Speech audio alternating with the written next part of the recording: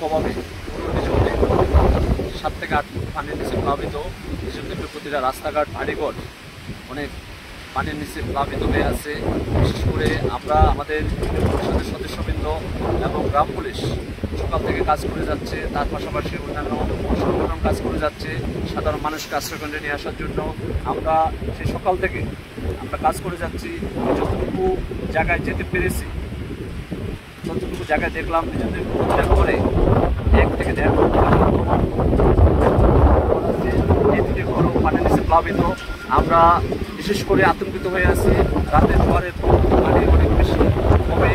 এইটুকু চিন্তা করে আমরা আমাদের গ্রাম পুলিশ এবং ইউপি সদস্যরা কাজ করে যাচ্ছে মানুষকে আশ্রয়কেন্দ্রে নিয়ে আসার জন্য।